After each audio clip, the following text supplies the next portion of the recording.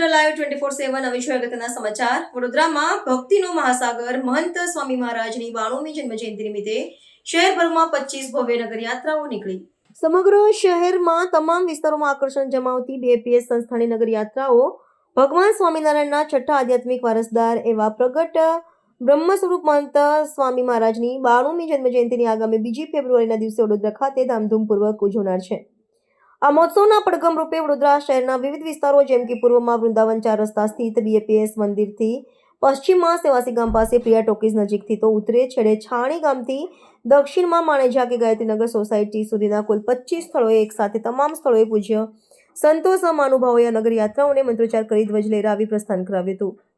સરેરાશ 5 કિલોમીટરના યાત્રા માર્ગમાં નગરજનોને આકર્ષણ રૂપ હતા 3 નયનરમ્ય સુશોભિત કલાત્મક રથ, જેમાં એકમાં પ્રભુ પ્રતિમાઓ, એક રથમાં પૂજ્ય મહંત સ્વામી મહારાજની ચિત્ર પ્રતિમા હતી, એક સમાન ગણવેશ રૂપી સાડી પરિધાન કરેલી મહિલાઓ, બાંધણી ધારણ કરેલ કળશધારી યુવતીઓને ચણિયા ચોળીમાં શોભતી બાલિકાઓ 50 જેટલી દ્વિચક્રીય વાહનો પર સવાર કિશોરીને આગળ સંગીતની સુરાવલી વહાવતી ભજન મંડળીઓ સાથે શ્વેતાંબરી વસ્ત્રમાં શોભતા પુરુષ વર્ગ સાથે એક સમાન ટી શર્ટ ધારણ કરેલ યુવાનો સાથે બાઇક સવાર 50 જેટલા યુવાનો પ્રત્યેક નગર યાત્રામાં સંમેલિત 500થી વધુ ભાવિક ભક્તોએ મહંત સ્વામી મહારાજની 92મી જન્મજયંતિ મહોત્સવ નિમિત્તે ભવ્ય ઉદ્ઘોષ કરી ગુરુ ભક્તિ અર્પણ કર્યું હતું। નારાયણના છઠ્ઠા આધ્યાત્મિક વારસદાર અને બીએપીએસ સંસ્થાના અધ્યક્ષ એવા પ્રગટ બ્રહ્મ સ્વરૂપ મહંત સ્વામી મહારાજ એમની 92મી જન્મ જયંતિ વડોદરાના આંગણે 2 ફેબ્રુઆરી 2026ના દિવસે ઉજવવાની છે।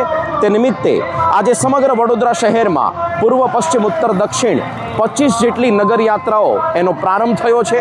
આ તમામ નગરયાત્રાઓનો પ્રારંભ સાંજે 4 વાગે સંતો અને મહાનુભાવોના હસ્તે વૈદિક મંત્રોચ્ચાર વિધિ અને ઝંડા ફરકાવીને થઈ। પ્રત્યેક નગરયાત્રાની અંદર 500 જેટલા હરિભક્તો જોડાયા છે, જેમાં એક સરખા ગણવેશધારી ભાઈઓ અને બહેનો અને પ્રત્યેક નગરયાત્રામાં 100 જેટલા બાઇક્સ ઉપર યુવકો અને યુવતીઓ પણ સાથે સાથે બધા જોડાયા છે।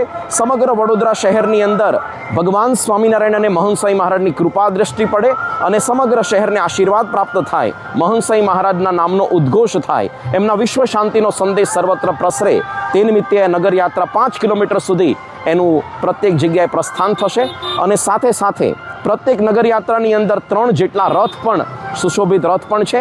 સંગીતની સુરાવલીઓ સાથે આ બધી નગરયાત્રાનો પ્રારંભ થયો છે। આપણે પણ અવશ્ય મહંત સ્વામી મહારાજના 92મા જન્મજયંતિ મહોત્સવમાં અવશ્ય ઉપસ્થિત થઈએ એવી આપ સૌને પ્રાર્થના છે। જય સ્વામિનારાયણ।